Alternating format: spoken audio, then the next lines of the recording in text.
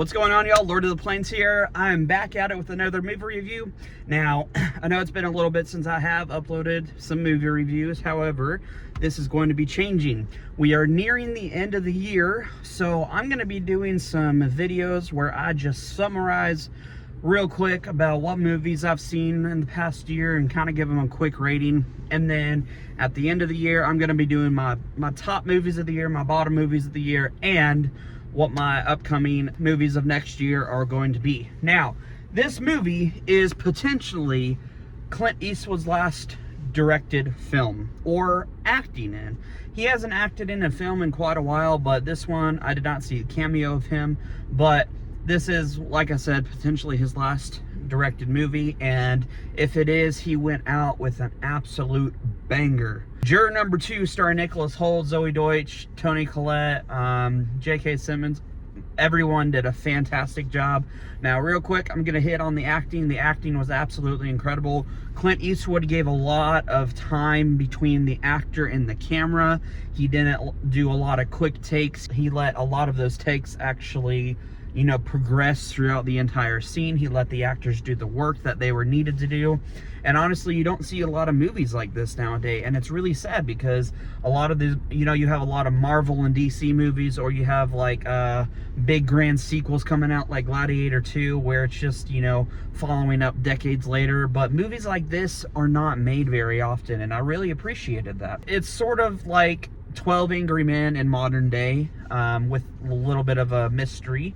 But real quick, there's a guy that is on trial for his life for killing his girlfriend, and throughout the entire movie you realize that this guy didn't do it, and yet juror number 2 actually did. So you get to see Nicholas Hoult's character going through the ins and the out of trying to prove that he's innocent, but you know, he's still potentially guilty. And a lot of the scenes with the jurors actually were very well done.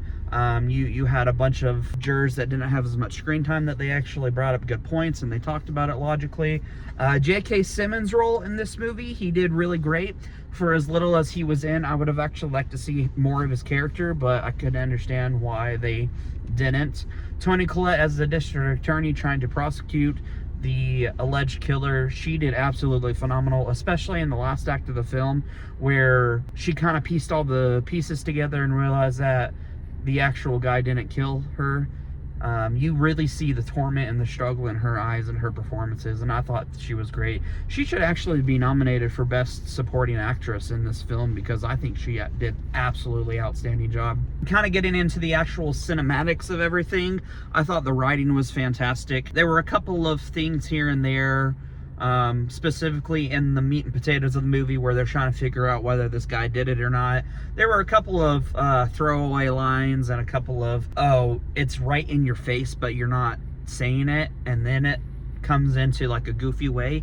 I mean, that's, you know, that's something that I can overlook because of the actual entire performance of the movie. The cinematography looked really good. The color, the lighting was actually really nice. It's supposedly set in the state of Georgia. You have a lot of beautiful colors. It's set in like October-ish. You really do get a sense of the environment around and how it helps support the entire story. Set pieces looked really good. The actual courtroom was open enough to where you could actually feel like you could move around there. It's sort of reminiscent of For a Few Good Men, the courtroom scenes where they had a lot of room to walk around and talk, to argue, and it kind of felt like that. It's very similar. The music was very eerily well done. There were most of the entire film, you didn't hear a lot of music because Clint allowed the actors to act. They didn't need some big grand gesture of music or instrumental music to actually guide their performance. He just let the actors speak. And I thought that was really well done. Only a couple of issues. There were some times where when they were flashing back to what happened that night to the current day, sometimes it seemed a little unclear of whether they were in present day or past tense. And then a couple of throwaway lines here or there for the actual writing. The only other down part I would see in this entire film was probably the pacing. There were a couple of moments where I thought it needed to linger a little bit longer, and then they just kind of went to the next scene, or there were a couple of scenes where they just stayed on it too long. But overall, I really do recommend this film. This is actually probably one of Clint Eastwood's better directed movies since American Sniper back in like 2014. He did Richard Jewell around like 2015, 2016, right around there. I thought that was really well done, but I do think this movie was well directed than Richard Jewell. Richard Jewell was more of the emotional impact and the Oscar nominee movie to go for, but this one is just a really good character piece and good character study, and I highly recommend it. Now, cinematically, I'm gonna give this an A-. Like I said, everything was really well done. Entertainment wise, I'm gonna give it about an A- as well.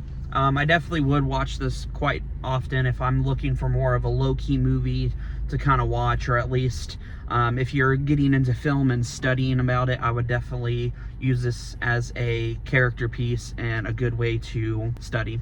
Now, one thing I do want to mention, the end of this film, the very last like minute and a half of the entire film, I'm not going to give you spoiler, but you can kind of put this as a spoiler warning. I'm not sure how people are going to interpret the ending, because it does kind of just cut off, and then you're left of like, oh, what's the question? You know, is it answered, is it unanswered? And I really like Clint Eastwood doing that, because it allows our imagination to actually think for 2 points. Is it A, are they going to do what you think they're going to do? Or is it B, are they not going to do what they should do? So I thought it was very open for discussion, and I hope a lot of people actually take their time and do go see this film. Now, as far as I know, it's only in about 50, 60 movie theaters nationwide, and I was lucky enough to drive 30, 45 minutes just to go see it. But once again, I really do recommend this. Juror number 2, please definitely go see it. And hopefully in the next couple of weeks in November, I'll be uploading a couple of my villainous videos. And then we also got Gladiator 2, and we also have Wicked coming out, so stay tuned for those. Peace, love, and freedom, y'all.